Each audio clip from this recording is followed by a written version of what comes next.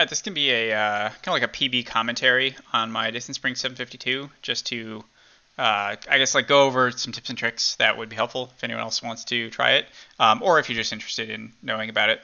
Um, but I guess one thing also I want to kind of talk about is why I'm doing this on Switch instead of on GameCube, because all my other challenge mode videos have been on GameCube. Um, and basically, essentially the biggest reason is there is a glitch that exists on the GameCube and Wii versions. And then it was patched on Switch. It's technically still possible, but it's like so incredibly rare that it's essentially a non-issue. Where a lot of things can cause Pikmin to get pushed underground, and they just like fall essentially under the map and just hit a death plane, and then they die, which is obviously super annoying in challenge mode. Because if you want a perfect score, then you can't have any deaths, and it's not a huge issue on the other challenge mode maps on GameCube, but in Distant Spring in particular, it's really bad because Wollywogs have like a really high chance of causing it. Like when Wollywogs do their little like struggle animation, that can push Pikmin under the map, and when you have like 80 Pikmin swarmed on a Wollywog, it feels like there's something like a 20% chance or something that's going to happen, and you have to fight like 10 Wollywogs or something in Distant Spring. So it's so annoying to have to deal with that in addition to just needing to play essentially like almost perfectly. Like it's ridiculous. It's like a 20-minute level, and you have like 30 seconds of leeway for mistakes total. So it's really annoying. Like if you play really well, and then the last Wollywog of the day like kills one of your Pikmin for through no fault of your own. So it's just really annoying. So that's why I'm playing on Switch. And then also I guess it's a little bit easier on Switch because you have double throwing distance without motion controls. If motion controls are on, it's even more than that. I don't know exactly how much more. It's like 2.5 or 3 times throwing distance. But yeah, that helps a little bit just to make things a little quicker. And then also it makes whatever it's called, the beetle kills a little bit easier. But yes, that's why I'm on Switch. And then also the reason I'm not using motion controls, there's no advantage to it. In fact, I think it might. Well, okay, there's a little bit of advantage. I'll get into that later. But it might even be a little easier with motion controls, just because you have that increased throwing distance, and there's a couple like time saves you can do here and there. Although it's really hard either way, honestly. But I've just always been a GameCube player, and I enjoy the dual stick controls, so I felt like it would just be more appropriate, and it'd be kind of like a nice personal challenge just to try to do it without motion controls. So yeah, let's get into it here. So kind of the first phase is you want to grow 100 Pikmin, and you will always have the same number of every Pikmin. You will always have 14 yellows, 30 reds, and 56 blues. And keeping those numbers in mind is pretty important. Mostly the 14 yellows, though. You have enough reds and blues, you don't necessarily need to care about those numbers too much. But having only 14 yellows can be a problem sometimes because there's a lot of random pellet drops. And like in certain sections where if you get like 3 or 4 yellow pellets, it's like, well, I don't have enough yellows. Like I'm screwed. I need yellows later. I can't also put yellows on all these yellow pellets here. So keeping in mind, like, if you get 1 or 2 yellow pellets, then you may only want to throw 3 yellows on each pellet, so you have enough yellows for later, or something like that. So yeah, just keep those numbers in mind. But yeah, let's get into it. There are a couple different like openers here that the other 752s have done. I don't necessarily know which one's fastest, but I like this one because there's no waiting. And also there's one opener that one of the other ones does that you can kind of only do with motion controls.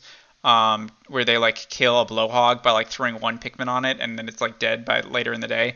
But that strat is slower if you don't have motion controls because of the decreased throwing and whistling distance. So I don't do that here. One thing you got to get good at is one-shotting the Bulborbs. Like if I'm gonna pause here, like seeing where my reticle is, it's just like a little bit past the Bulborb. That's where you want it to be in order to one-shot it. If your reticle is like a little before the Bulborb, or even sometimes like right on it, depending on how it's facing, you don't always get the one-shot. Just the way that the Pikmin arc, you want it to be a little bit behind them.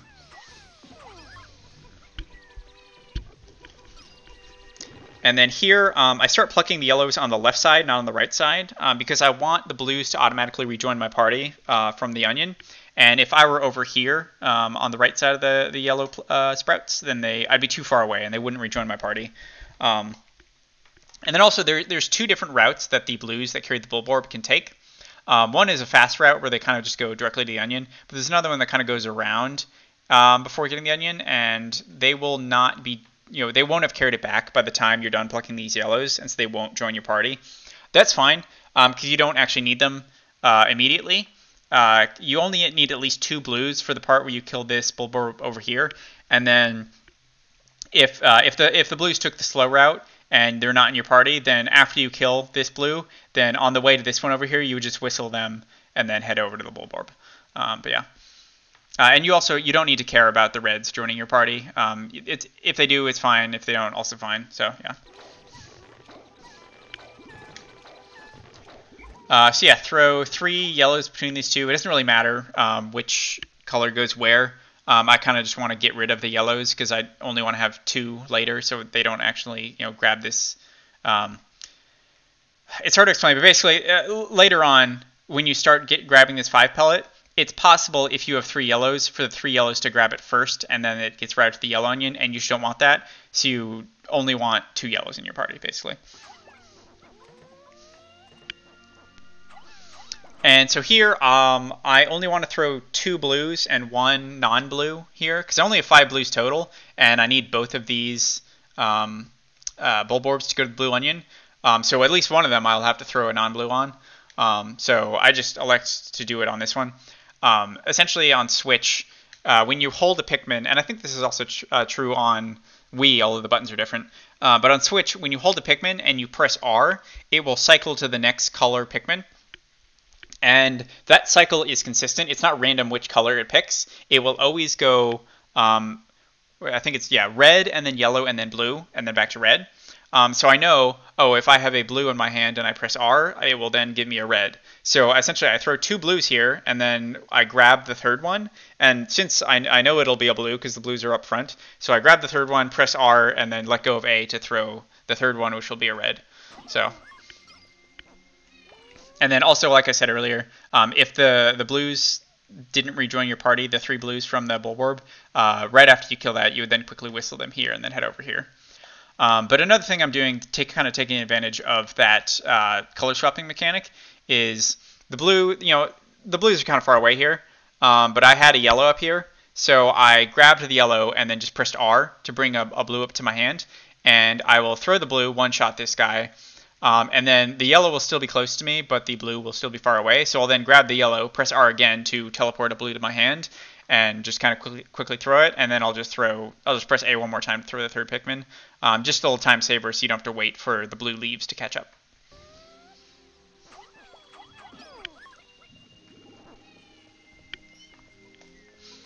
Coming back here, even if you are kind of here a little late, and the Bulborb is already getting collected, you always want to pluck at least 2 sprouts, because if you only pluck 1, then later you'll be waiting on these yellow sprouts to grow. So it doesn't save any time really to only pluck 1. So you always want to grab 2. You can grab 3. If you only grab 3, still only throw 8 Pikmin onto this 5 pellet, because if you throw 9, there's a pretty high likelihood that 1 won't grab, and that kind of loses some time. So yeah, throw my 8, and then see here, I'm here right after this finished sprouting, so if I'd only plucked 1, then I may have been too early and had to wait for this, so yeah. And then also, I'm looking at this 5 pellet over here to make sure everyone grabs. One of them doesn't actually, but I get a little lucky in that since they're all leaves, then it's slow, and the one that didn't grab was at the front, so it actually re-aggroes on the pellet and grabs it on its own. But if it hadn't, I would have gone over and whistled it.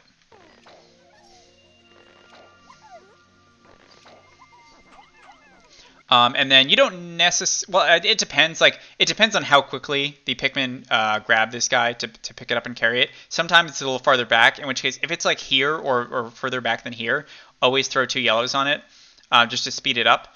If it's here, honestly, it probably would have been fine if I'd only thrown 1.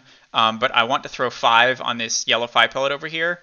And so it's nice to just only have 5 in my party, so I can just kind of spam A instead of having to, press A 5 times and not throw 6, basically. Here also, so I'm plucking 8 blues is the plan here, and I want my plucking to end up on this side, because then I want to go to the red onion. So I picked this one to start on, so that I know that it will end up over here just based on like the distances between all the sprouts. So yeah. And then I'm also keeping an eye on the puff stool here. It can happen where the puff stool kind of ends its little, I scared it once when I grabbed the Bulborb over here, and it can end up over here.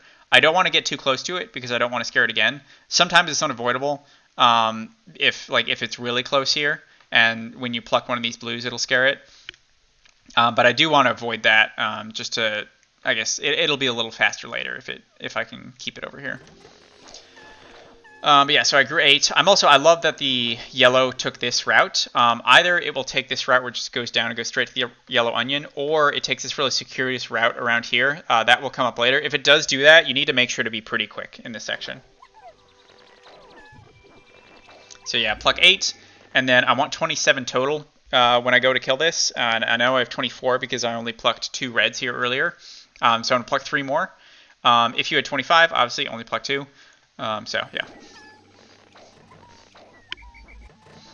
And then also, I guess, deciding which ones to pluck, you want to try to pluck 3 that are all pretty close to each other, that are all close to each other and they don't take too long to walk to.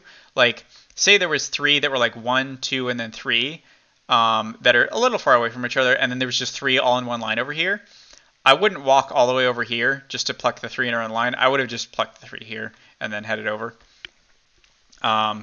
But going back to the yellow 5 pellet, I said it can take a weird route that goes around this way. So one thing that the yellow Pikmin carrying the 5 pellet, they will not scare the puff stool. Only Olimar scares the puff stool, so they won't scare the puff stool. So don't worry about that. But the route they take do end up right here, they pass through here.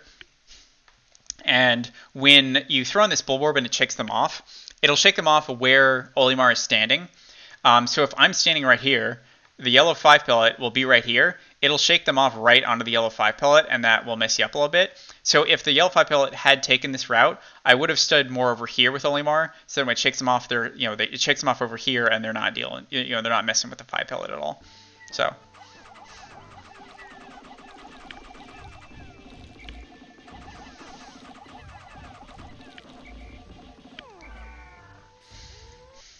So dealing with the puff stool, if you did get an instance where you accidentally scared it a second time, it will be right here. It will end up right here, which is a little annoying because the second beetle spawns right here, and you don't want to activate that right now. So if the puff stool, you did scare it and it's over here, you'll still need to walk around the left side to kind of scare it in this direction. But you'll want to be C-sticking your Pikmin to the right and not into this bush so that you don't activate the second beetle too early.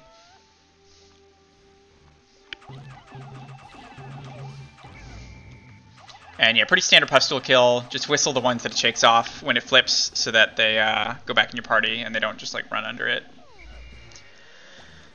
So here I want to throw 6 blues and 4 reds. And I want to throw the reds second so that they will be at the front of my party after I'm done, and then they'll be at the front of my party when I want to throw them over here. So as soon as they kill the puff stool, I whistle and just press A to grab a Pikmin and react to which color I grab. Usually, I don't know why, but usually you grab a yellow, in which case you just press R 2 times to grab. Wait, is it 2 times? Blue, red, yellow, blue. No, sorry. In which case you would press R 1 time to switch to blues. But then if you press A and you've grabbed a red, then just press R 2 times to grab a blue.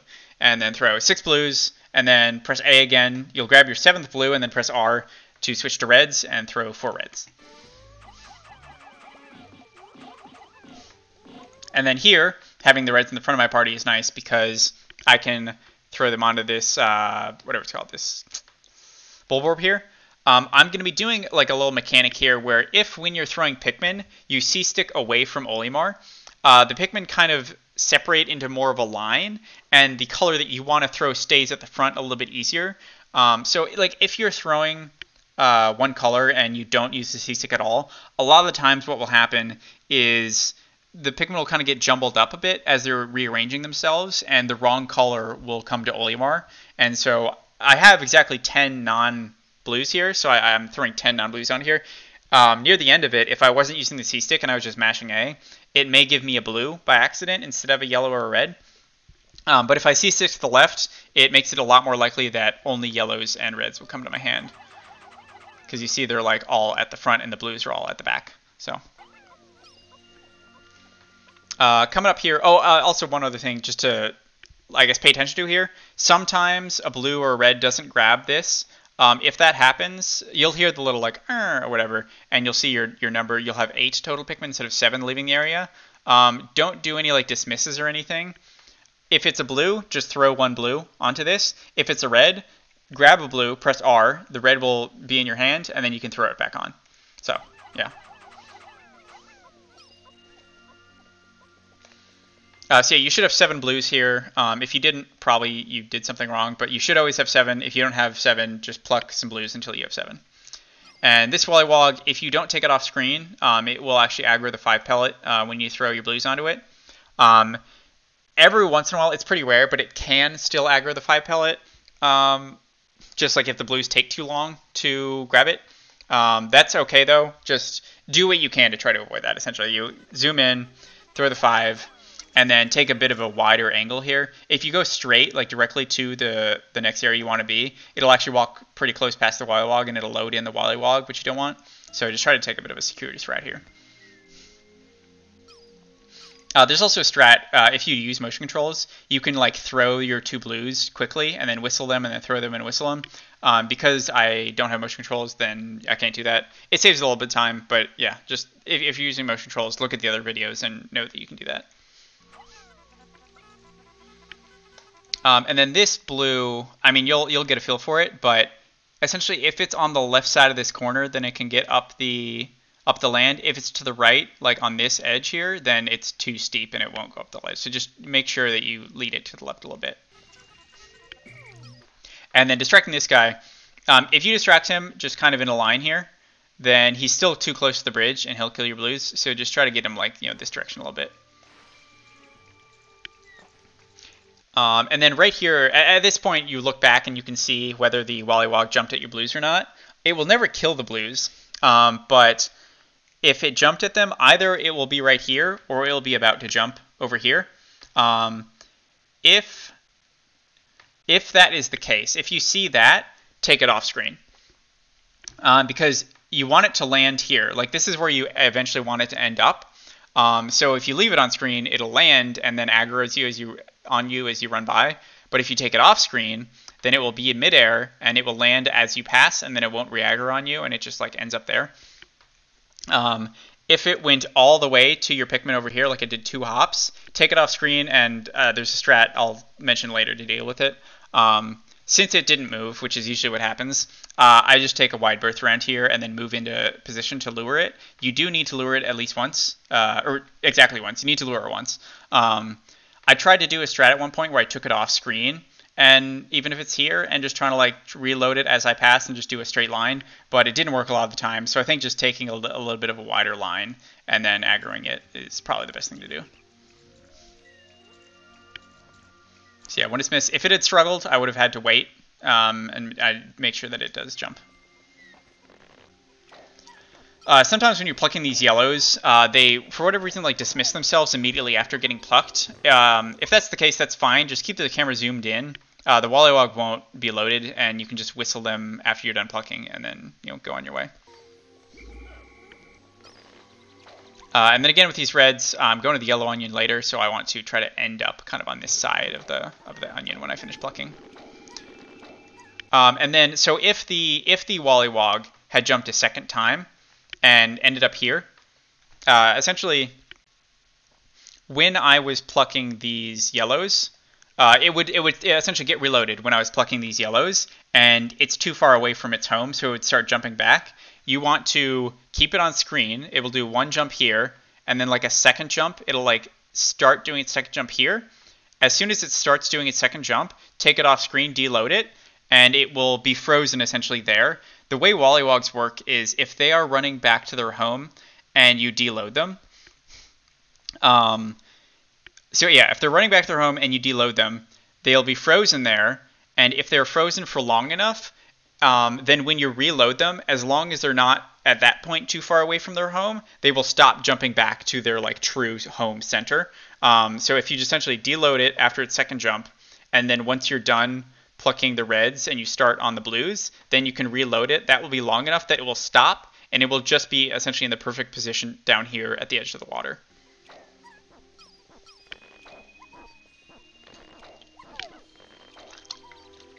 Let me skip forward here. Nothing really fancy, just plucking Pikmin. Oh, and then, so yeah. You want to end the blue plucking on this side, not because Olimar needs to walk anywhere, but because the next kind of limiting factor is the Pikmin getting to the Mamuta.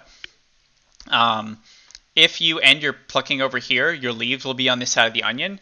But if you end on this side of the onion, then your leaves will be on this side of the onion. So essentially, it saves the time that the leaves would have to walk across the onion to essentially start your plucking over here and end on this side of the onion. If that makes sense.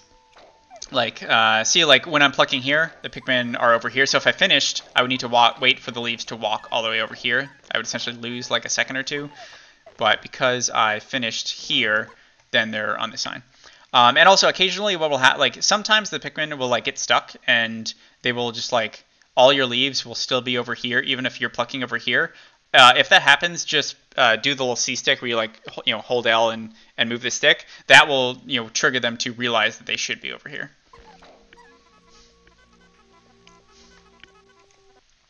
Crossing this boundary is one of my like day checkpoints because this is essentially the end of the first phase. I make really good time here. I have a decent, like I can see a definite gap between this circle and the sun. If the sun is just like barely kissing this circle here, that's fine. That's a pretty standard first cycle or first phase, and that's fine. If it's a little over the circle, then you're kind of in danger territory. You might not make the one, you might not have enough time at the end of the day. If you're just practicing learning the route, obviously that's fine. But if you're really seriously going for 752 and you're like, you've learned everything, you should make sure that the sun is like here or to the left.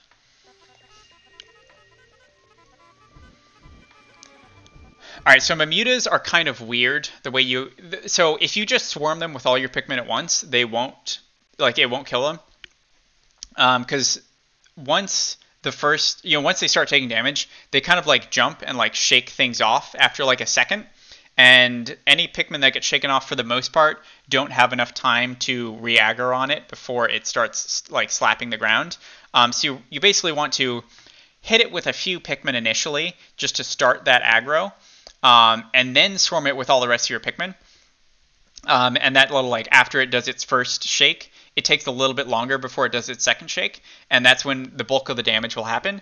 But then also, while that happens, like, after you get all your Pikmin swarmed onto it, you want to just start mashing A and, like, hitting it with Olimar, because it gets pretty close to dying just from the Pikmin, and a lot of the times just the Pikmin will kill it, but sometimes they don't all latch correctly or whatever, and so just that little bit of extra damage from smacking it with Olimar does actually make a huge difference, and it's like 99% consistent. You should always kill it before it starts slapping the ground, if you also start hitting it with Olimar, basically. So you can see, like here, I hit it with only like 3 or 4 Pikmin, yeah, so 3 Pikmin, and then it did its like first like jump thing, and then I swarmed it with all the rest, and this whole time I'm also hitting it with Olimar, and yeah, it was good. So now coming off of it, whistle anyone that you accidentally threw or that didn't grab it, but then you want to grab a red in your hand, and also make sure you have 98. 98 is the number you should have here. Grab a red in your hand, because we want to one-shot all of these Bulborbs, but if we miss, then it's nice to have thrown reds so that the reds have enough damage to then kill the one that we missed, instead of having to like if you consistently keep missing, the reds have enough damage to kill the Bulborb before it eats anything, basically.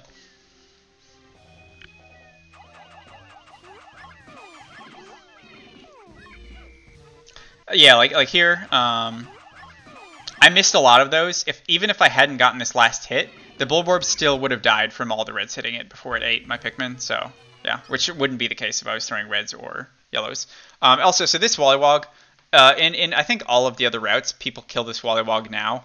I don't really like doing that because a lot of the times its 5 pellet can slip into the water. Like even if you lure it as far as possible. The 5 pellet still sometimes slips into the water, and I want to collect that 5 pellet after this phase. But if it's not blue, then I have to like carry it out of the water with my blues and then swap, and it just wastes time. So I kill it later where I can get it like farther out of the water. And then also, I think leaves don't latch on as easily and as quickly, so it doesn't like, this one Wollywog jumps a lot more often than the other ones because you have leaves.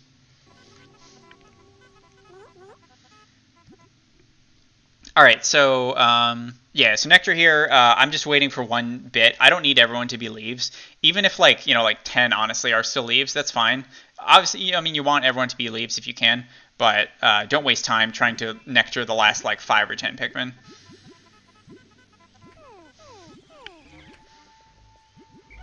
And then also make sure to zoom in the camera here because I want to deload the Puffstool. If the Puffstool was loaded right now, I just hit my mic, sorry. If the Puffstool is loaded right now, it might actually see you and just get scared and start running away, and that really messes up kind of how to kill it. So yeah, make sure it doesn't run away until you actually want to kill it.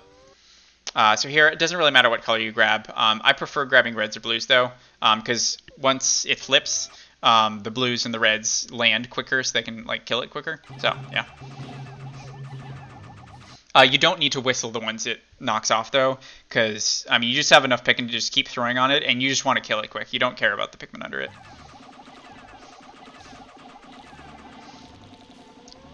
Yeah, so that essentially once I see my Pikmin numbers in the 50s, then I stop throwing and I head to deal with this.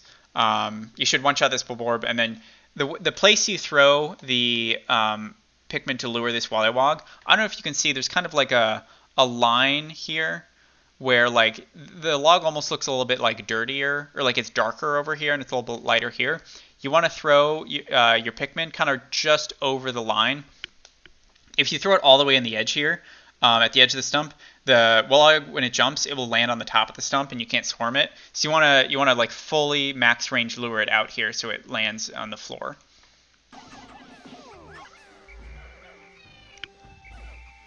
And then this was my mistake that this is honestly, it's incredibly rare that it happens twice. Like that's super rare when no Pikmin on it and it swirls twice. But I should have waited for it to jump before I whistled. But so now, I guess, yeah, this is a great time to talk about Wollywogs. So a couple things about Wollywogs is I'm pretty sure that the probability of them jumping is not based on how many Pikmin are swarming it. It's based on how many Pikmin have grabbed it. Because when you see stick Pikmin onto a Wollywog, they don't immediately grab it, especially if you swarm on the front or the back. They like try to find a place to latch on, and it doesn't like count towards that like probability until they actually latch on. If you have a bunch of Pikmin latched on, then it has a really low probability of jumping. But if you have 90 Pikmin that are trying to latch on but they can't, then it essentially thinks, oh, there's only 8 Pikmin on me. It's almost as if there's no Pikmin. Like it has a really high probability of still jumping, and you'll lose leaves from that, or you'll lose flowers from that. You'll end up getting leaves and buds. So the way to latch on as many Pikmin as you can is stick them from the side of the Wollywog, not the front or the back, the side. You can see I do that here. That essentially increases the chance that they will actually grab it, and which one, if they're actually grabbing it, then they're actually doing damage to it and it dies quicker, and 2, then it has a lower probability of jumping. And so if you do it right, essentially, it has this little struggle animation. It should always struggle 2 or 3 times. It kind of depends on your luck whether it's 2 or 3, but always it should be 2 or 3 times. If it's struggling 4 or more times, then you're probably doing something wrong. As long as in this instance we have 90 Pikmin. And then also, I made sure it's not the end of the world. Like, prioritize making sure this thing dies over having a Pikmin in your party. Like, you don't want to like mess up the swarm and only swarm it with 40 or something to make sure you had a Pikmin. But try to, if you can, have at least 1 Pikmin in your party left over after you finish swarming it, so you can throw the Pikmin over here. You don't want to throw it too far because you don't want the Wollywog to actually jump. But Wollywogs have kind of 3 states of being. They have their normal state where they don't see anything. They have a state where they're like quote unquote aggroed, like they see something but it's not in range. And then they have their actual like, oh, I'm going to jump now, it's in range. It takes a second for it to actually jump if you try to go directly from it not seeing anything to walking in front of it. And then also, like this Wallow is facing away from me, so it would need to fully turn towards me first, also before it even jumps. So I throw this Pikmin kind of in outside its jump range, but inside its aggro range, so that it turns towards me, and I can immediately, when I go over here, I can immediately make it jump, so I don't have to wait at all.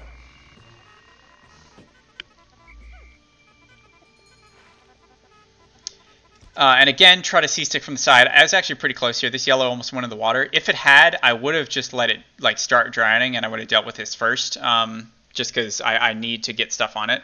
But one thing also to note with Wollywogs is once you get your Pikmin on it and you swarm, do not be near it when it can jump, because if it jumps and it touches Olimar when it jumps, it stuns you, and then you can't whistle your Pikmin and they die. So yeah, just make sure to really quickly, as soon as you can, swarm everyone on it and then get off. Which is a little harder with this one because it's near the water, but yeah, here I got a little unlucky in that it jumped. I would say more times than not, because there's 4 Wollywogs you have to kill here, you will be getting some jumps, but I got pretty lucky in that I only had 1 jump between all 4 of the Wollywogs here. So once it spawns the pellet, I want to whistle off and just grab some blues.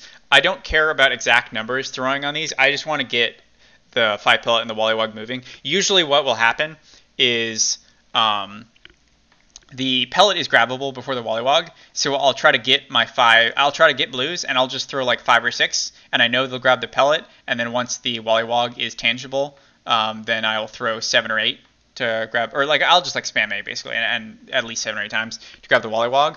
I think this one was a little weird. I was a bit slow, and so when I threw, by the time they landed, the Wollywog was tangible, but it was fine. Yeah, I got everything moving basically.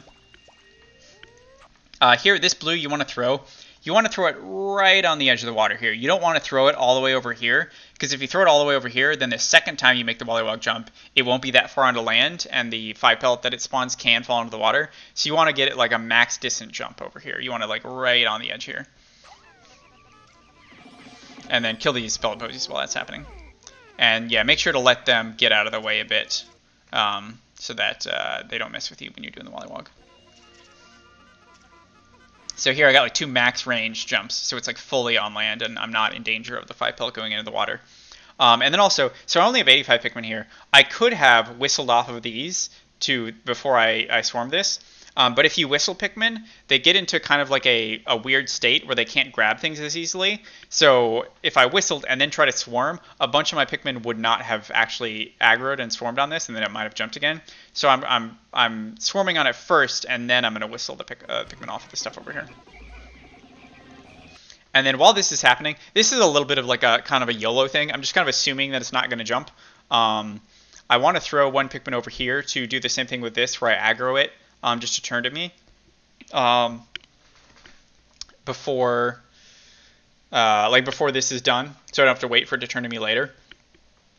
Once I saw a struggle, then I kind of knew I was okay. Like I have time to throw 1 over here and then turn around if it jumps later. So it's a little calculated, but I'm kind of just hoping that this doesn't jump, honestly. So you see that this thing's already turned towards me. And also, actually, one thing just to rewind here. Make sure you remember what color this pellet is, because that is relevant later. It's blue, so yeah. So yeah, this guy over here turned towards me. I'm just, again, trying to max range, get him to jump out so that he's fully out of the water and his 5 pellet doesn't have, a danger of falling in the water. And also, you want to try not to like get him over here, because I had a couple that went into the nectar here. It was fine, but I guess you want to avoid it, if you can.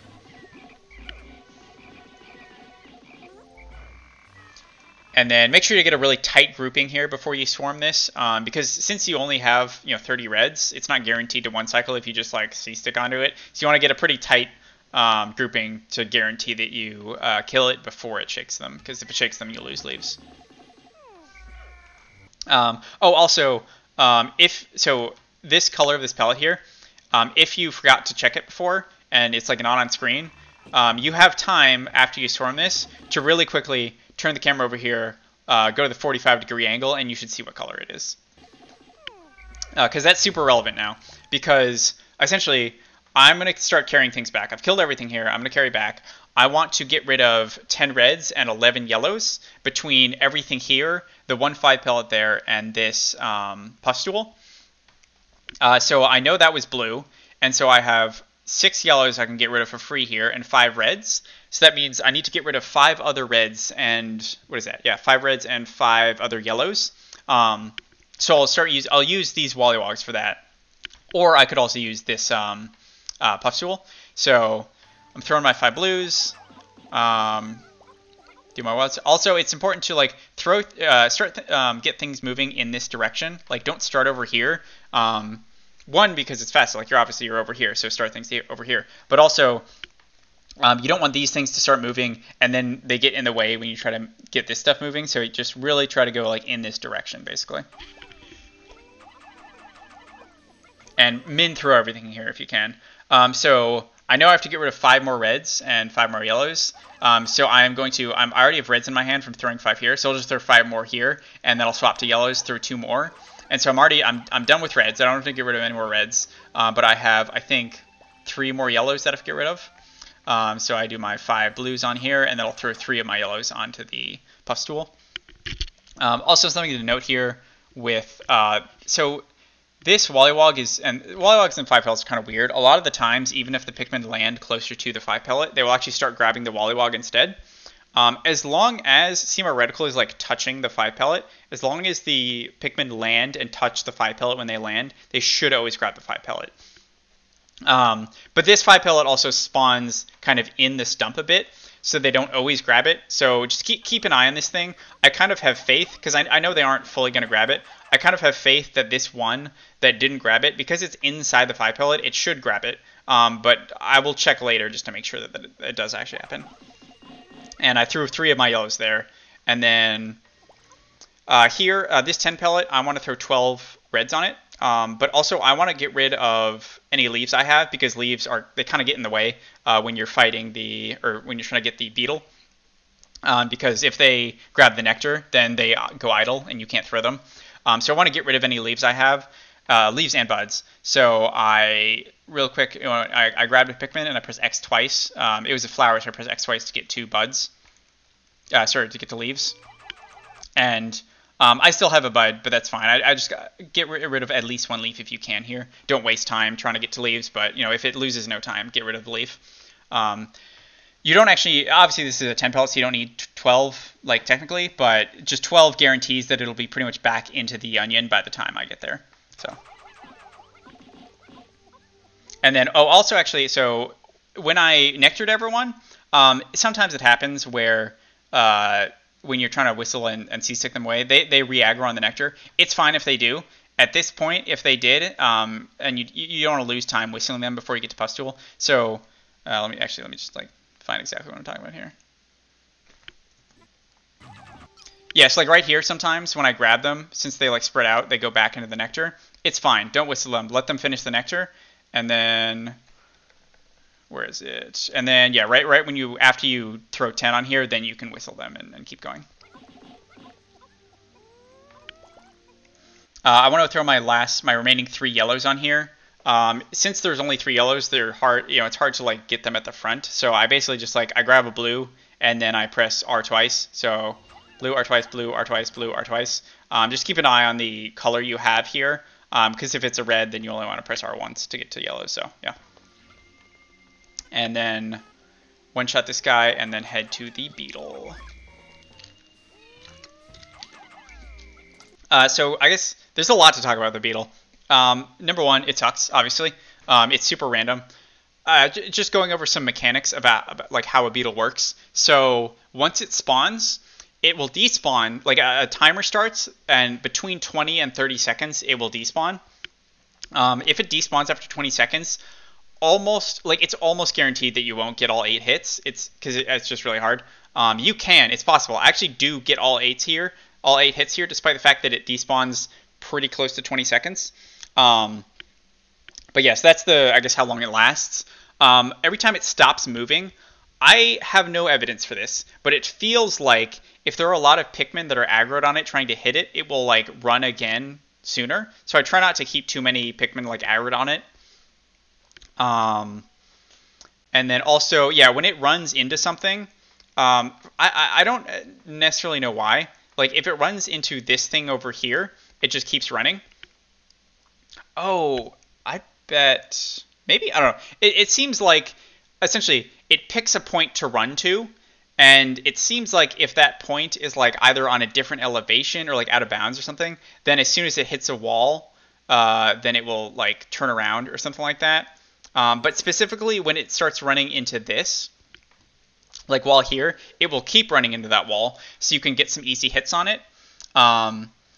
But yeah, for the most part, it runs, stops, and when it stops is when you want to hit it. And then also you can get a guaranteed hit. Like once you get the first hit, you can get a guaranteed second hit just by spamming on it. Like it'll flip, and when it finishes flipping, one will hit it. But I guess I'll just show what happens here. So I get a little lucky that it runs into the wall, so I get like 4 hits off of that. Kind of worst case scenario is it runs down here because it runs through your Pikmin and starts aggroing them. So you can get all hits if it runs down this way, but it's also then slow because then you have to like run back up here after finishing it. It's okay. It's fine if it runs over here. Like if it runs up here and then over here, that's fine. You know, there's nothing really in the way. It can run into the water, which is pretty annoying. But yeah, not much you can really do about that. So I get 4 hits here while it's running into the wall. And then also something you can see I'm doing, every time I land a hit, I then whistle on it to just whistle away all the Pikmin that are aggroed on it, just to, one, get them back in my party, because I don't have like that much like quote-unquote ammo to hit it with. I only have like 30 Pikmin. But just to decrease the number of Pikmin that are like trying to hit it. Because as I said, it feels like that makes it move sooner.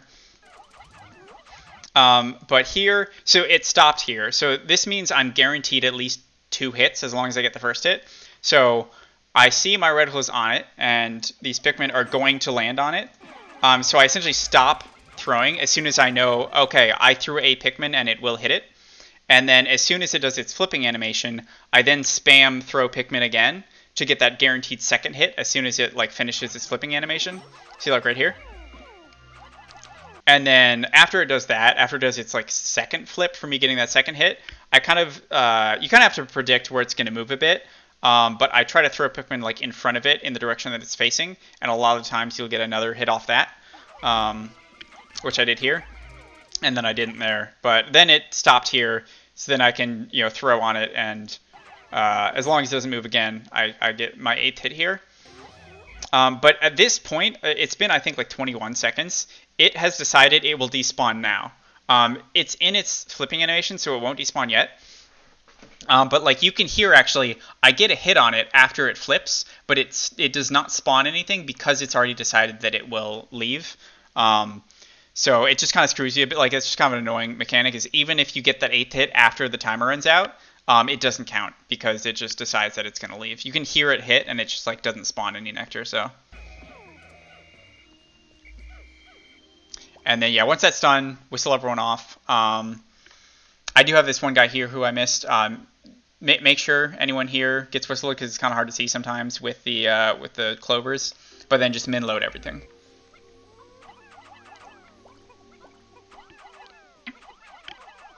And then also, as you can see, I want to get rid of my leaves. They're kind of annoying to deal with. So I threw a leaf on there, and I'll throw a bud on here. So next up is this little like dismiss strat here. So after I throw my blues there, I see I have 19, so 10 need to go on here. I'm pretty sure, like, as long as you do everything else right with like throwing 10 reds on here and the 12 reds on there, you should always have 8 reds. But just to be sure, essentially what I do is I throw my 3 blues, then C-stick and dismiss onto the red pellet, and then I whistle my blues and check how many I have. Here I only have 11, but I start with 19, so I need to throw 2 more onto the red 10 to make sure it has enough to get moving.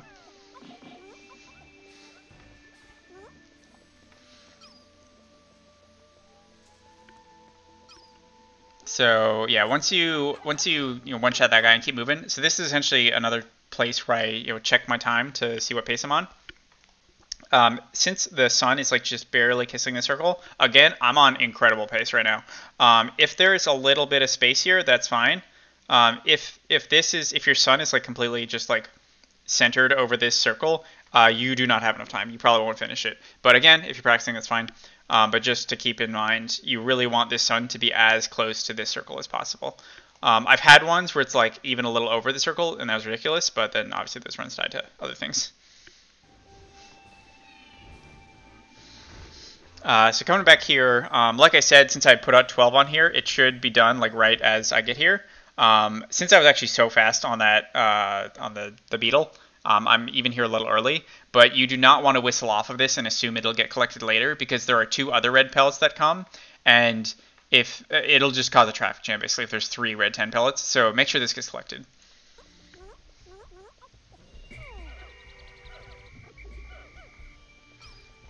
And then, so at this point, I should have 11 yellows. I want to throw all of them onto this pellet because I want to get rid of my yellows basically.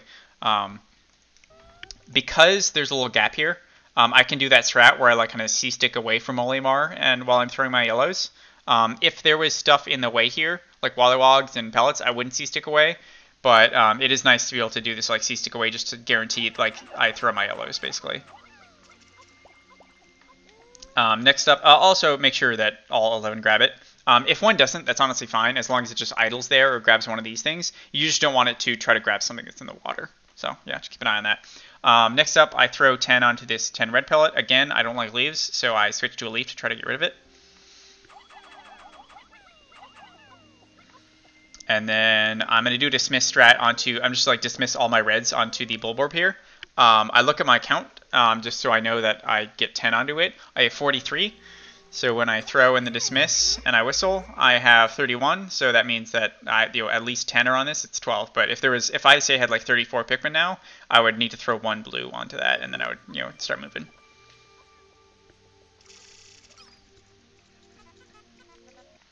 So this Wollywog, this is the first Wollywog you fight without that many Pikmin, so this one probably will jump a few times. So like before, still make sure that you like C-stick into the side of him to try to get him to latch as quick as possible. But also one thing, I'm luring him over here. You don't want to lure him near this corner. Because I've had it happen a couple times where I lured him near the corner, and then when he died, like it was either like his body or like the 5 pellet like clipped out of bounds into the corner, and it respawns, it comes back, but you have to wait a while. Like it just is nonsense and loses time. So yeah, just try to lure him over here.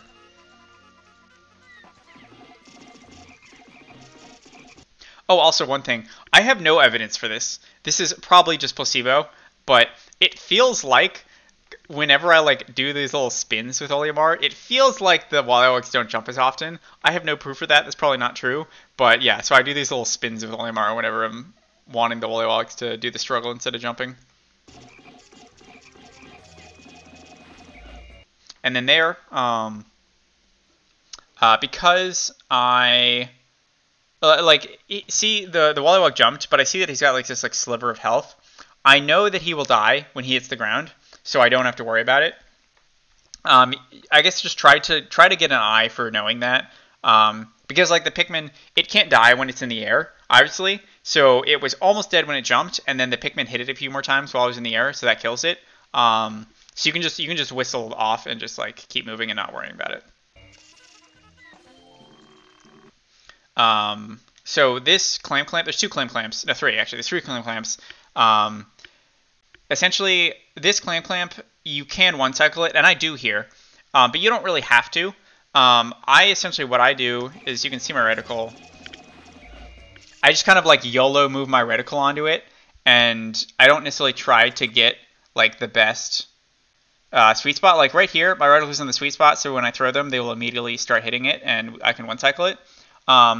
But you shouldn't like lose too much time like fiddle farting around trying to get the exact sweet spot. If you move your reticle there and it's like not in the best area, it's fine. Essentially just accept the 2 cycle, throw like 20 on there, and then use that extra time where you didn't throw 10 more to throw 7 onto the Wollywog, get the Wollywog moving, and then turn around and whistle off. and then finish the second cycle. I feel like that's faster than trying to, waste time getting the exact correct reticle position. And then sometimes you still don't even get the one cycle anyway because like you didn't throw fast enough or something. So yeah, don't feel super pressured to one cycle this. If you can't, two cycle it and then get the Wollywug moving while you're waiting for the first cycle.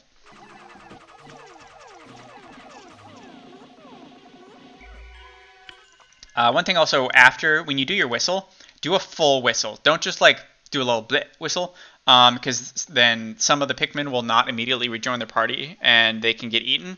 And that almost actually screws me later. I forget to do that and I do a little short whistle and I'm probably like 2 frames away from one of my Pikmin getting eaten. But so now that it's dead, throw 3 on the Pearl, throw 7 on the Wollywug, and then throw 5 on the pellet. If this pellet had been blue, actually, it's fine to get this running before the Wollywug, but because it's red, like if it's red or yellow, I will have to stop it later before it gets to the water, and I have to be fast to do that, essentially, so I want to delay it as much as possible. And then also, I have all flowers here, which is like absurd. Like you almost never have all flowers here, because this guy usually loses you some flowers, but if you have leaves and buds, put them on the pipe pellet just to like slow it down so you can catch it later. And so now I grab these, and so I think when I was like over here, like after I dismissed onto the Bulborb, I had 31 blues. If I had 32, then I would have 7 here, in which case I would put all 7 on this Wollywug. Since I only have 6, it's fine. I just throw 3 each on 2 of the Bulborbs. I try to get the Bulborbs that are like close to each other dealt with now, so that like later when I try to pick them up, it's a little hard, obviously, if 2 things are close to each other to get them both moving, because sometimes Pikmin like can't figure out which one to grab.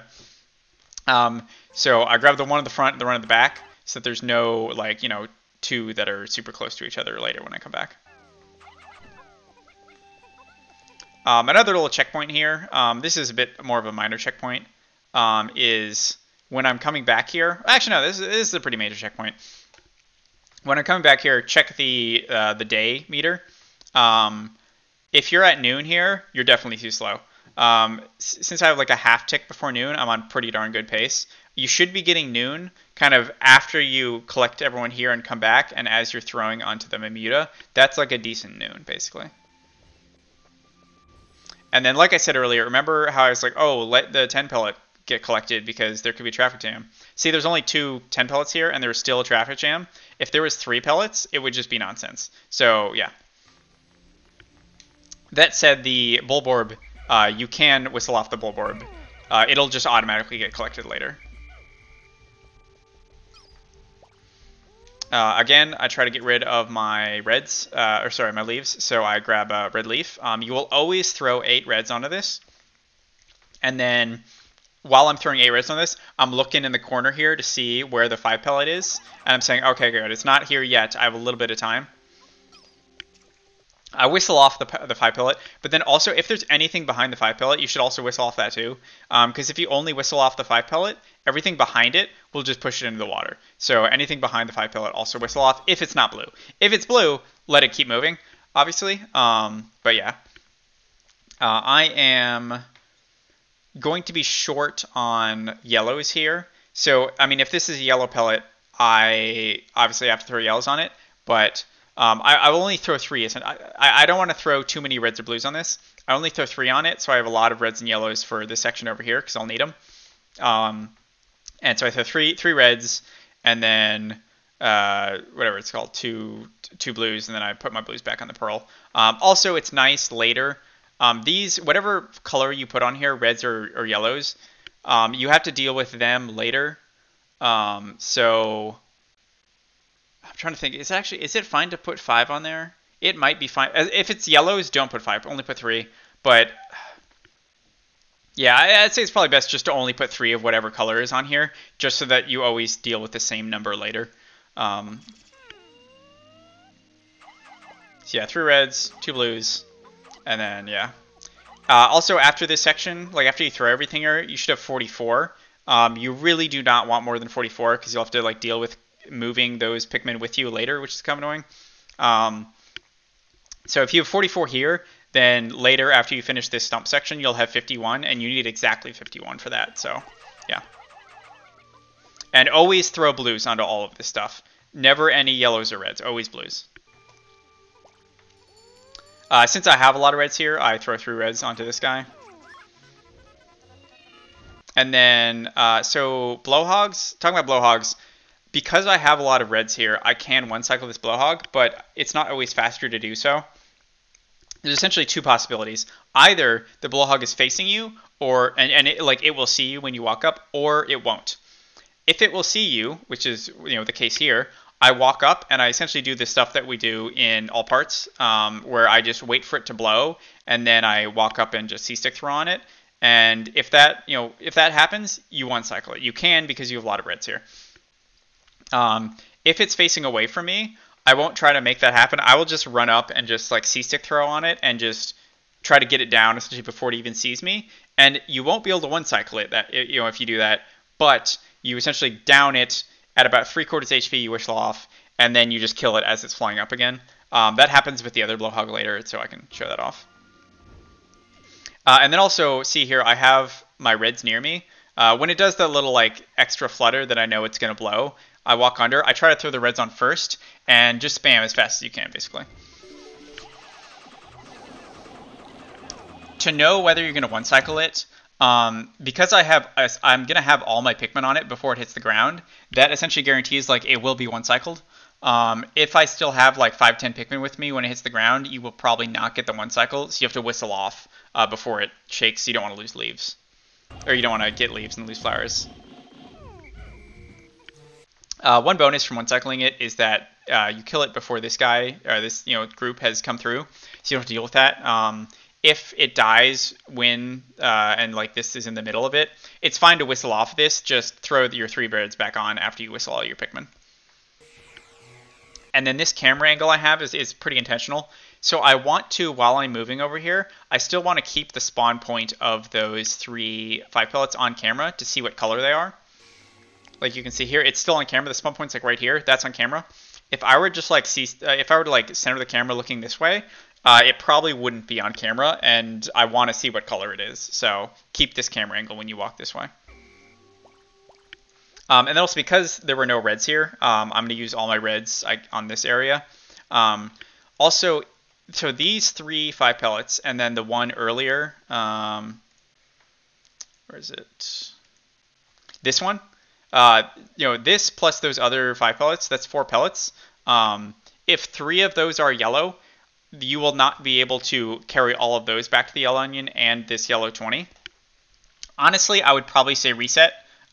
You can, there's a strat where you can deal with that, but it loses time. If you really want to do that, then instead of dealing with this stuff first, well, I guess, instead of dealing with this stuff, if you see that you have 3 yellow pellets between these 3 and that 4, deal with this first, get this stuff moving, throw your yellows and or reds or whatever, then come over here, kill these, put reds or whatever on these guys, and then just put whatever Pikmin you have left. You'll have exactly 20 Pikmin. Put them onto the 20 pellet, and then you can go up through this gap here and then to the left to go back to base. Because essentially, this 20 will not go to the yellow onion, but you can beat it back to base if you do this route.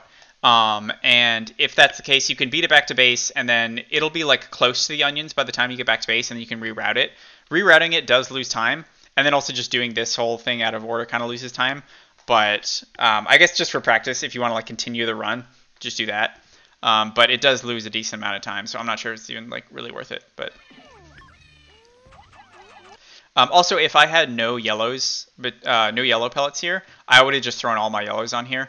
But because I have a yellow pellet here, I essentially the standard throw onto this 20 pellet is 8, 6, and 6, 8 yellows, and then 6 blues and reds.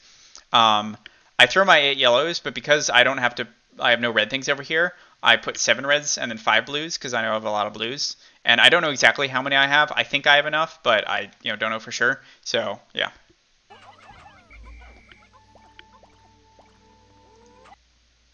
So yeah, I put 8, and then I throw 7 yellows, and then, or sorry, 7 reds. And then I kind of just get lucky that I had enough reds that like I could exactly put them on all of these. But it wouldn't have been in the end of the world if I didn't. If I had only had like 6 reds left, I would have put 3, 3, and then probably 3 blues on this because I'm low on yellows. So yeah.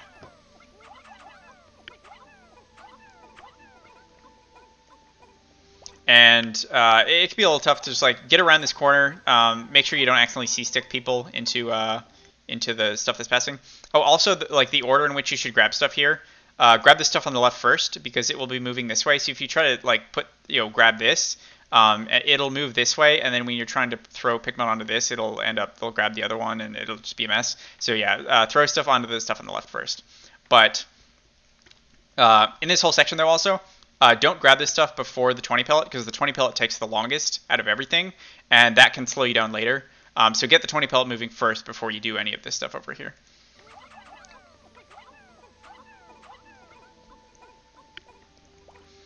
And then, yeah, 5 yellows. Again, the order of this thing's important too. Throw onto the stuff at the bottom first, because if you try to throw onto this, it could like get in the way. So yeah, I throw onto this lower one first, and then I throw in the other ones. And then this was one of the few mistakes I actually made here. I just miscounted my throws. So yeah, I had to fix that.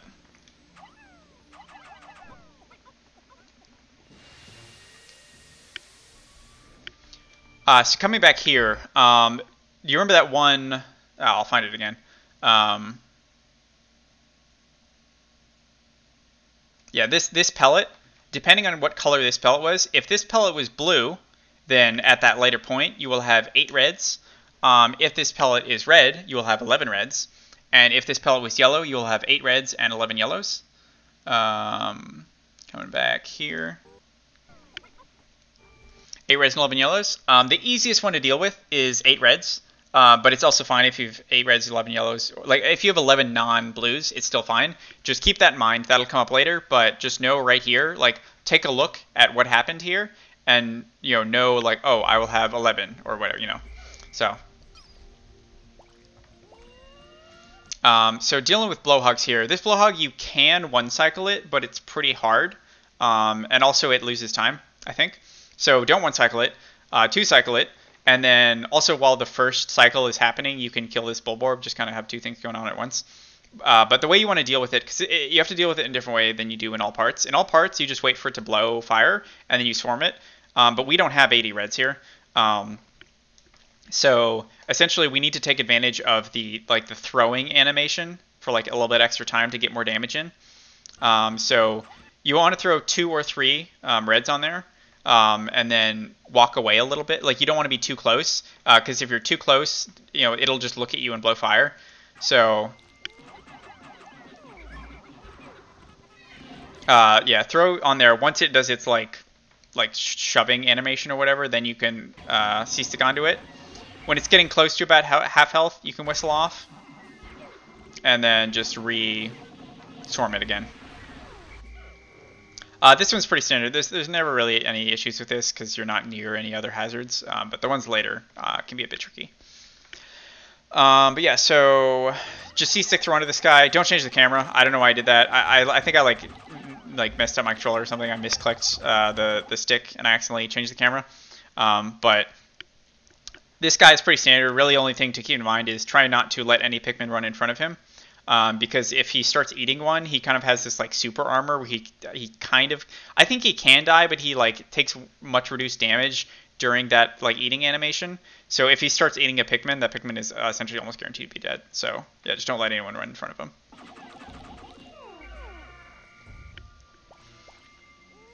And then coming up to this, so you want to throw close to 20 onto this because you want it to move essentially pretty fast. You want it to get over here as fast as possible. So I think I throw 18, but yeah, just throw a bunch onto here. You'll have 51, so throw until you have close to 31. And also, you throw blues, not reds, just to be clear. And so, like I said earlier, yeah, you want to take note of whether you have 8 reds or 8 reds and 11 yellows or 11 reds. If you have 8 reds and 11, or sorry, if you have 11 non-blue Pikmin, you will want to throw 3 reds onto this Bulborb. If you have only 8 reds, and like no yellows, no extra reds, then throw blues onto this guy. And then also you can see I like wait a bit. Like I could have thrown already, but I don't want this guy to mess with me when I'm trying to put Pikmin on here. So I wait like a second before throwing onto here. And then I whistle off. So you can do like a dismiss strat. Honestly, the dismiss strat is probably faster, but just like the amount of times that like this got involved with the dismiss strat, and like you have like blues here that you got to like blues are on both sides you got to deal with. I just like whistling off, and then just I do that thing again where like I stick away while I'm throwing my reds. So I know I have 8 reds, so I'll throw my 8 reds and then 2 blues, and I know that'll be moving. And I have 38 after here. If you have less than 38, then you probably put something on one of these extra, and you need that because you have the minimum required Pikmin right now. So yeah, make sure you have 38 here. Just yeah, one shot these guys, keep moving.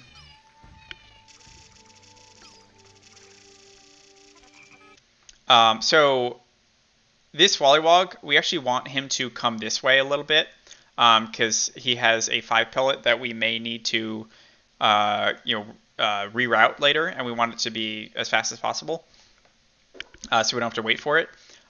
So I'll take a beeline essentially towards him to aggro him. But once Wollywogs decide that they're going to jump, you have a little bit of a window where you can move. And so what I was trying to do here and didn't fully work because he actually he struggled, or like he didn't jump. But once he does, I see, oh, he's going to jump at me. I then move to the right a bit, and he'll actually end up jumping to the right to where I am. And you'll see I do it a little bit here. So yeah, like I jump, and then he doesn't land. Like when he was looking at me, he was like essentially going to land here. But because I moved a bit to the right, then he went here instead.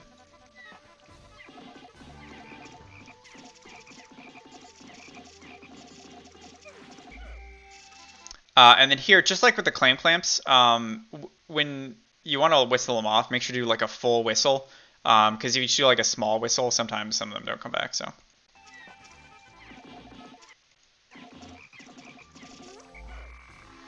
All right, so if this was blue, I would have taken a beeline to the 20 pellet and started getting that moving.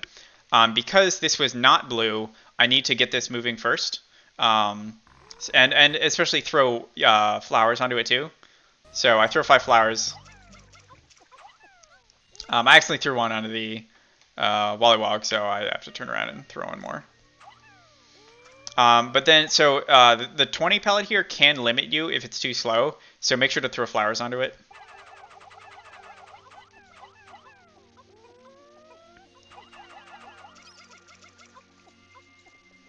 And then it doesn't matter really where you put your leaves and buds between these two.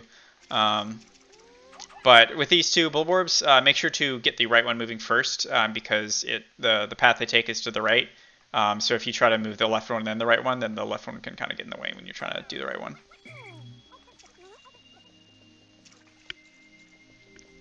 And then this Wollywog, we want to lure him once. We actually need to lure him once, but I don't want to lure him too close here, because it is actually possible, I think, to lure him like on shore, at which point he will then be in range to jump at these guys, which you don't want. So you just want to lure him like a little bit closer to the shore, really. So I take like a wide angle here.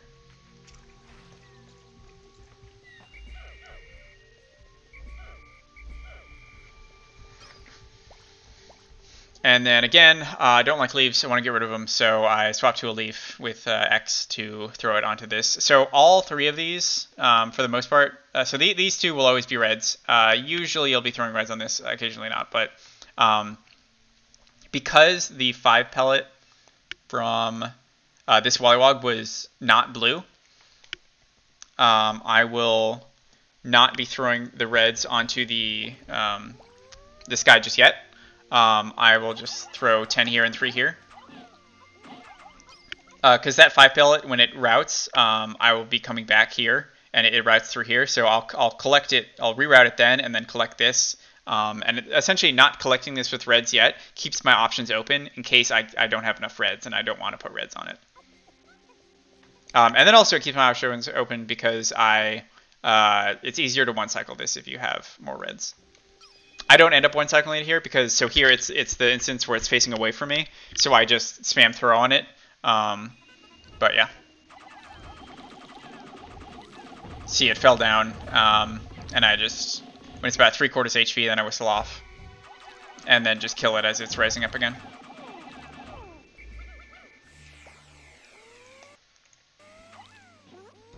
So you don't want these two pellet posies to be blue because you're really short on blues in this section. And if you have, I think if it's three between the blue that's coming over here and these three, if three of them are blue, then you don't have enough blues, and you have to like deal with like messing with changing colors and stuff, which loses time obviously. So I don't want any of these to be blue. So red is honestly a good option. And then because I saw that none of these are red, red is honestly probably the best option. I was about to hit this one and have it be yellow, which probably would have been okay, honestly. But I wasn't immediately sure because I knew that this other pellet was yellow. I wasn't immediately sure whether I would have enough yellows for all of these yellow things. I would have, but I wasn't really sure, so I stopped myself. But I'll throw 6 yellows onto here, and then just look up in the corner here just to see where that 5 pellet is. I see I still have some time before it gets on shore, so I'll start dealing with this as well. Also, if this is blue and you don't need to grab any blues from over here, like if you only had 1 blue pellet spawn from this, then this would already be dealt with. You don't have to deal with this, so you can kind of just like do all of this and not move over here. But yeah.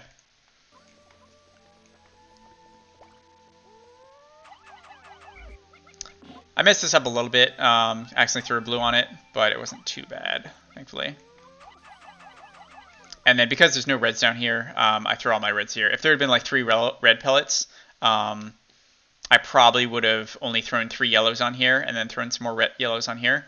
Because you don't have much room for throwing blues on any of this stuff because you're kind of short on blues because you need 13 blues in the next section. So if there was that case where like 3 of the pellets down here were blue or something like that, I would have probably whistled off of this, thrown 2 non-blues and then 3 blues on it. And then also I probably would have whistled off of the Uwalywog and grabbed some of those blues. Although honestly, that's another thing where like, as you can see, like these are both pretty slow things. So you're just kind of losing a lot of time waiting for this to happen, waiting for these to get on shore. So that's another instance like the yellow pattern before where I was like, if it's all, you should probably just reset. You can do it, but like it loses a lot of time, so.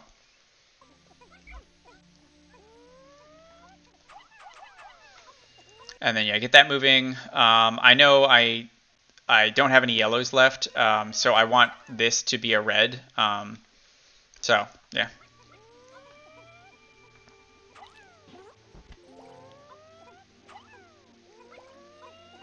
I think it would have been fine if it was blue actually, but yeah.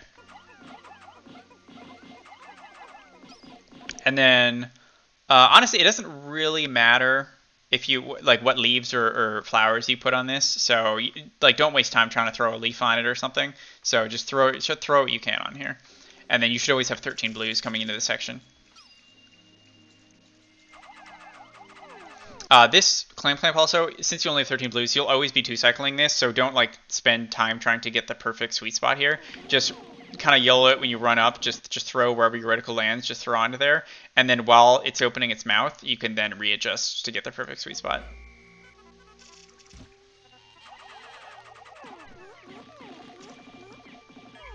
And then again, do a full whistle there. And then this pearl trick, honestly, this pearl trick is not very hard. Like literally anyone could learn this. The only hard part is like doing it efficiently and quickly. At best, it'll take 4 little like swarms to get it into the water. I actually do get it in 4 swarms, but I didn't realize it because it was so close. But I guess just to like paint a picture, like see my max here, like it's essentially like with the pearl, it does some circles. You want to stop it just as it does each semicircle. Like it'll go down and then to the right. You want to stop it when it's at the right side of that circle over and over and over again. And at minimum, it should be 4. You should always be getting this in 5 swarms, just because there's a lot of leeway with the 5th swarm. You should never have to do more than that. And if you're taking 6 or 7 swarms, you should probably just practice this more, basically.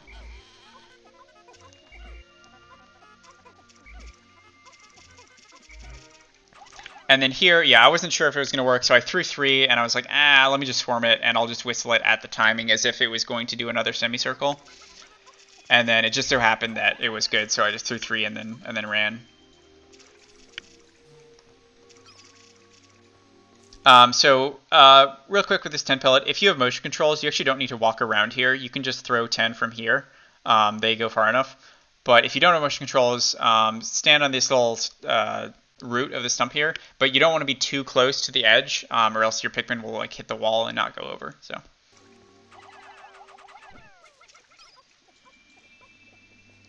This is another time where I look at the clock up here. I'm like slightly before 3/4 of a day, which is like phenomenal. That's great, honestly. Like I have plenty of time at the end of the day so far. If you are even a little past that, that's okay. But if this, like, if the sun is like getting close to this, then you probably just don't have enough time. So, and then again here, the beetle spawn is like right here. So you don't want to walk too far left here. You want to go kind of to the right.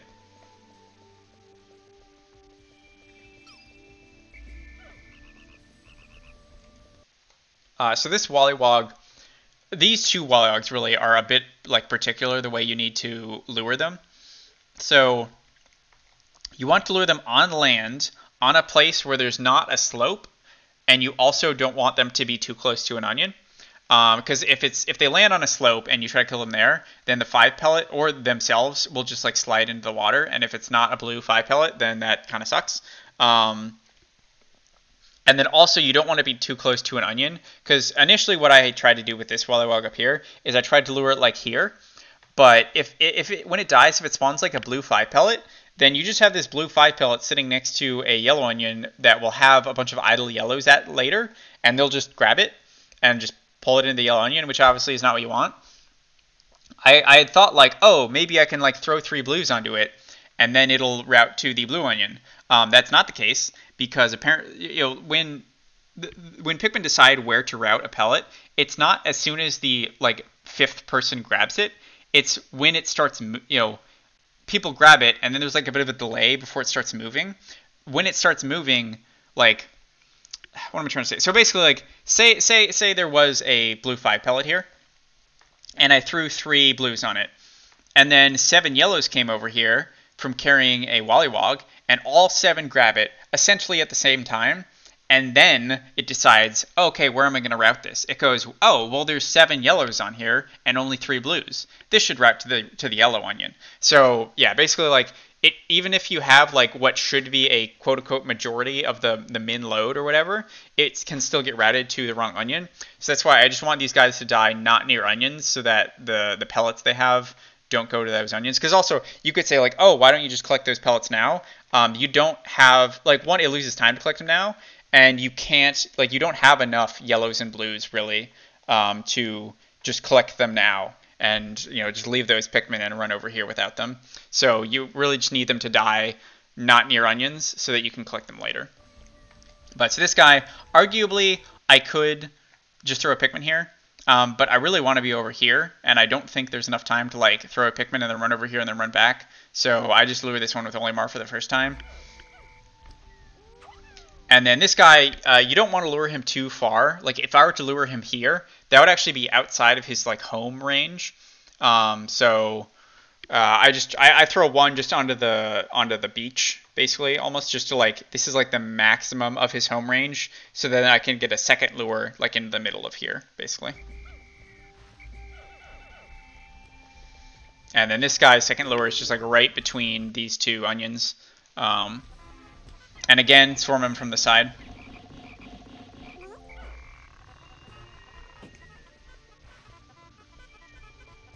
Same thing with this guy.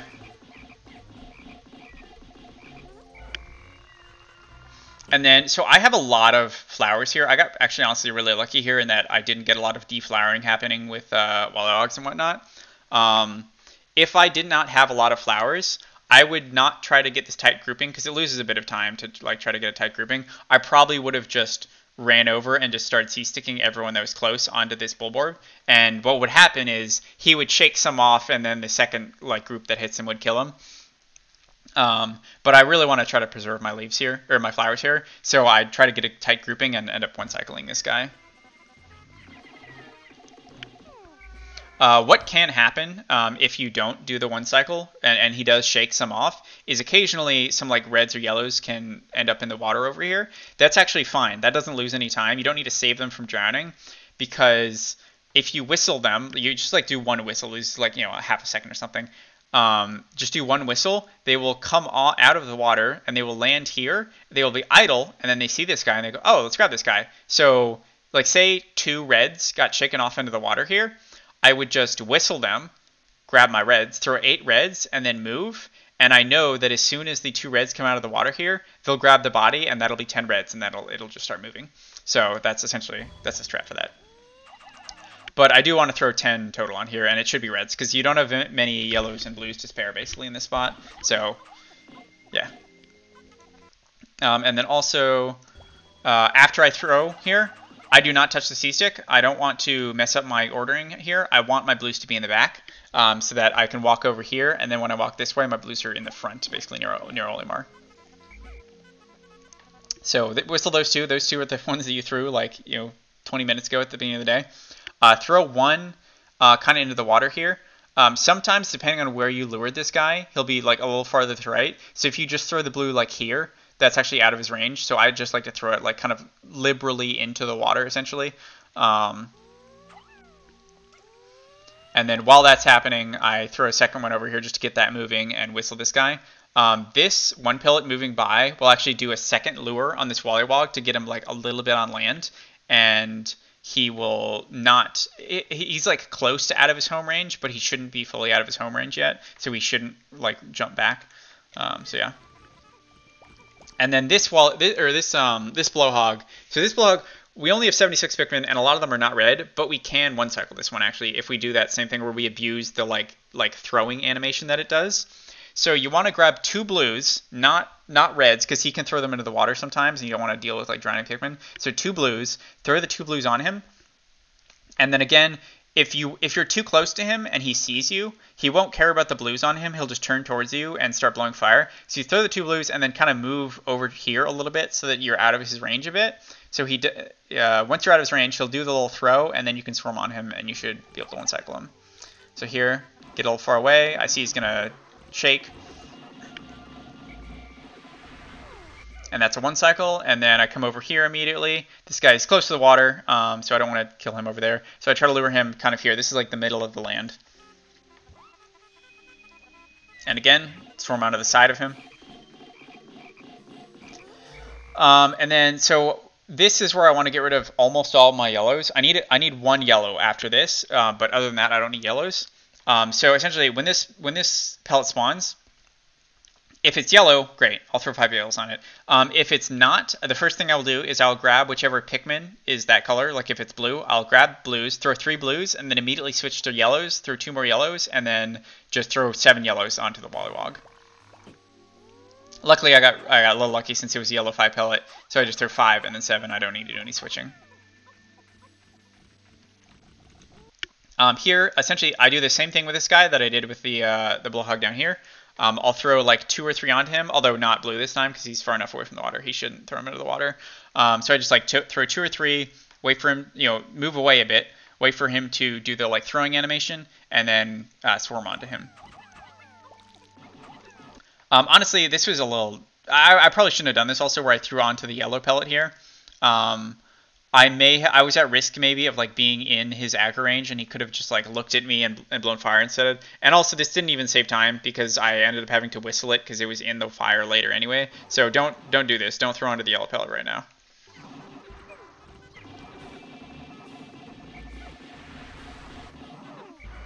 Arguably, I may not have needed to whistle off that yellow 1 pellet, but yeah, don't deal with that 1 pellet until after you kill this guy. Also, I have a ton of flowers here. If I had like mostly leaves and buds, what I would have done is whistle and then just immediately C-stick into these 2 nectar little droplets, and I don't need more nectar from this. I'm okay with just getting these 2 nectar droplets, and then just whistling and just going. So yeah, just if you have a bunch of buds and leaves, just use the nectar that's here and then continue on. And then this Clam Clamp is actually honestly pretty darn easy. You should always be one cycling this. Maybe if you're on motion controls, because it's a little harder on motion controls, You may not. Actually, yeah, I never mentioned that, but you probably won't be one cycling claim clamps on motion controls because it's hard to like hold the reticle in the sweet spot while you're trying to mash. So it's fine to two cycle on motion controls, but this, because you have a lot of reds, this one's honestly pretty easy to one cycle. And again, this is what almost bites me. Do a full whistle on it after it dies, because I do like a short whistle, and some of them don't come, and you can see literally like I'm like a frame or two away from them getting eaten there. So yeah, be safe and do a full whistle there. And then throw reds on this and on that. We want to preserve our blues because we need, I think 38 is the minimum, maybe 37 for this next segment. So yeah, 37, yeah, 37 is the minimum number of blues I need for the next segment. But then here, since I don't have a lot of non-blues and some of them are leaves, it would be a little hard to only throw them and not throw any blues onto this. So I just do a little dismiss where I grab a blue, throw it, and then C-stick away and hit dismiss. And you should never be at risk of not having enough non-blues to throw on here. If you did, something probably went wrong. So yeah, you should just like throw your remaining Pikmin on here. If you have a lot of non-blues, like say you have like 13 non-blues left, which can happen if you had like a blue pellet here, then you don't need to throw all 13. You just throw like 7 and then dismiss and then walk. It's fine if you leave Pikmin here.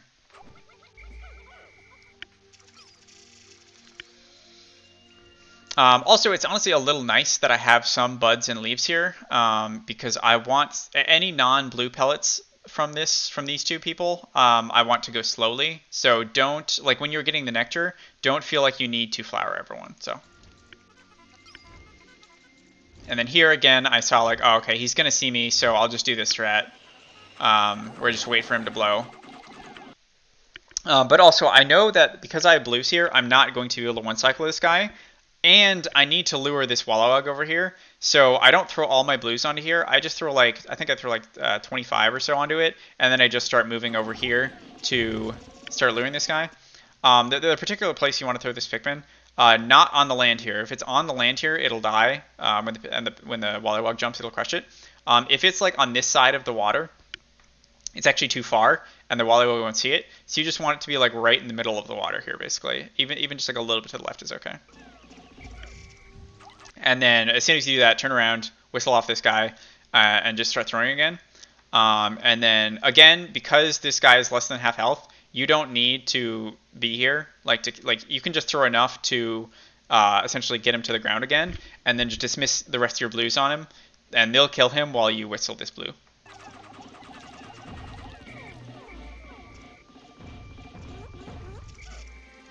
Honestly, I don't love also that the Wallywog jumped a second time, like from the blue. What I probably should have done is maybe walked a little at this angle, so that the Wallywog would have like needed to decide to turn, and then by that point I would have been out of range. It's fine that he did, but because he jumped here, two things. One, I don't have a ton of time like to get into position to C-stick on him, but also I just whistled all these guys off of the Blowhog, so they're all in the like quote unquote like I just got whistled state, which means they don't grab things easily, which you can see here. Like I C-stick them all onto him, and a lot of them don't grab. So yeah.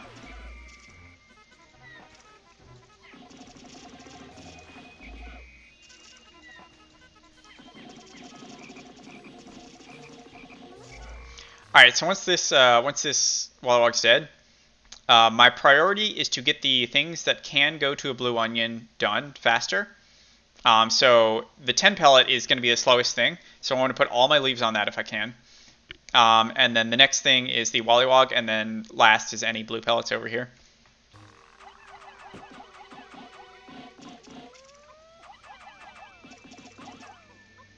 And essentially what I'm trying to do is I'm trying to preserve my leaves and buds because I want to put them on the non-blue pellets because I want those to be slow enough that I can go back to base and do the beetle, and they won't be in onions yet. Like I have time to reroute them after doing the beetle, basically.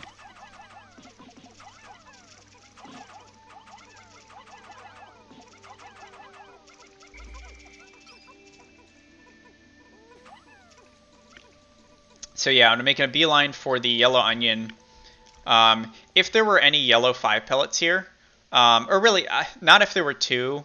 Yeah, well, yeah, okay, yeah, probably if there were 2. If there are any 5 yellow pellets here, when you whistle your yellows, just throw 5 yellows on whichever one. Just do it now, so you don't have to deal with it later. Because I know I had a yellow 5 pellet here, so I would like to not have to deal with 3 yellow pellets at once. So if I can just like get these done now and then head over to the beetle, that's ideal, honestly.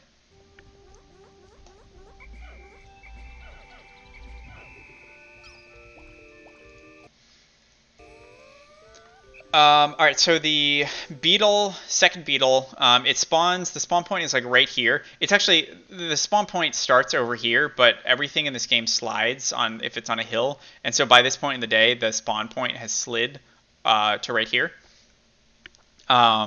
So essentially, I want to come at this beetle from this side. When it spawns, it'll move this way. Like its first movement will be this way. So if I like spawn it while walking this way, my reticle is over here and the beetles move over here. So it's a really far distance between my reticle. So that's why I want to spawn from this side. Also, I do it with the reds. Like I start grabbing reds because I don't want a scenario where I've thrown a bunch of blues and to actually get the flips. And I wasn't able to whistle all of them, so suddenly when I'm trying to collect the blue pellets, I don't have any blues to collect them with. So I grab my reds first, basically. I also have a lot of reds, so they're good ammo essentially. Because really, like I don't want to do the yellows. Yellows are really bad for getting beetles because they take such a long time to land. So yeah, grab your reds here, basically. Also, one thing about this beetle, the beetle has kind of like 3 places he can go. He can go like up here, which is okay. It's not ideal. Like I think one of the 752s was collected with the beetle going up this way, but he has kind of a high chance of either getting involved with the pellets up here or going in the water. If he goes in the water, it's kind of game over. There's not much he can do.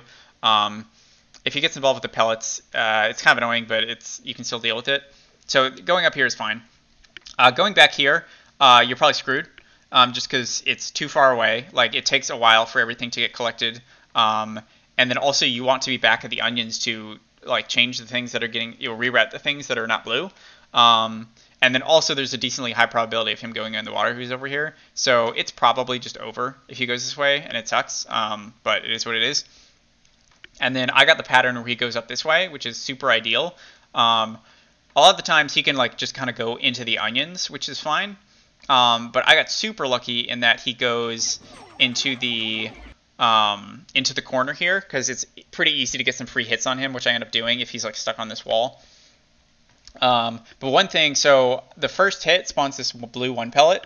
After you get the like free second hit, you want to throw a blue on here because one, it's kind of easy to forget this, but also I had an attempt actually where I got everything, but I didn't notice that one of the idle Pikmin, when I was throwing at him, one of the idle Pikmin picked up this blue pellet and just carried it back to their onion. It was a yellow, I think, and so I ended up getting 751. So it's nice, honestly, to just get this 1 pellet out of the way, so you like know that it's going to go to the blue onion because it's kind of easy for it to end up getting routed to the wrong onion. So yeah, throw my blue, and then I go over here.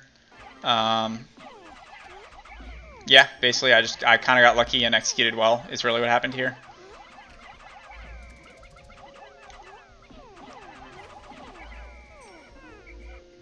And then also as soon as I saw him going over here, I started looking like as soon as I knew like, oh, I'm about to get the 8th hit, I'm looking down at the corner. I see the yellow pellet. I'm going, oh, let me stop that. I see this red as well, but I want to get this blue stuff moving because anything that's over here actually takes like a really weird long circuitous route down here.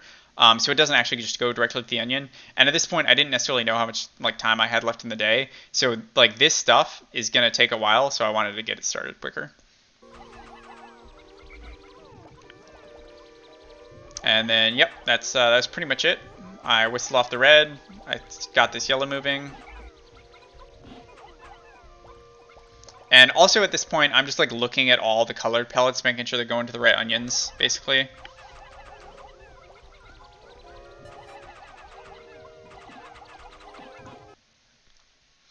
And then, yeah, so essentially the last priority here is the Wollywogs, just because any color can go on them. So you definitely get your colored pellets going first. But yeah.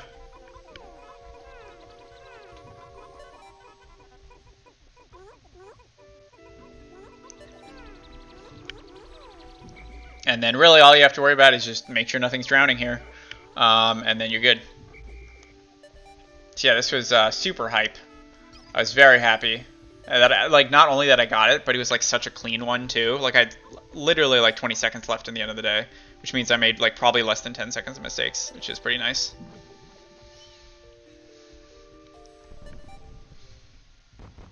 And then also just one thing for challenge mode, just to be clear, is like any Pikmin outside of base, they don't die. Like they count towards your score, so you don't have to worry about like this yellow over here, or if you left a bunch near the like blowhog area, it's fine if they're like not near base.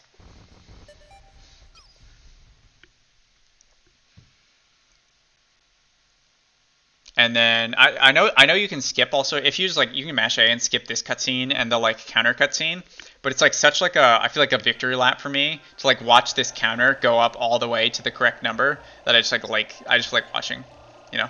Although not gonna watch here because you know this is a commentary video, so yeah. Also, let me just talk about some of these scores. So there's some nonsense involved in some of these scores. So this one, 751, that was where I mentioned that like the yellow picked up the blue pellet by accident and I didn't notice it and it carried to the yellow onion. That was very annoying. This 750 was, I had a very similar run to this one where I just like played really well and I had a ton of time left at the end of the day. And I just like messed around for a while. I was like celebrating like, yeah, nice, all right, everything's collected. And then after the last thing got collected, I noticed, oh, it's only at 750. And I noticed I forgot to collect one of the blue pellets, one of the blue one pellets from the beetle. And I went to go, I threw my 2 blues on it, and I knew it was in that area where it's like takes a really long circuitous path, and it just didn't have enough time to get back by the end of the day. So that was really stupid. And then these two, one of them, I got everything. I had a decent amount of time left, although I don't know if I had as much time as this run, but the last hit on the beetle despawned after exactly 20 seconds, and I got that thing where like I hit the beetle after it flipped again. I heard the hit sound, but because it had decided to despawn, it didn't spawn, like it didn't actually like give me the last hit, and so I didn't get the 5 pellet, which is very frustrating. And then this 747, I think it was just one where I just didn't get all the beetle things. So yeah, that is Distant Spring 752.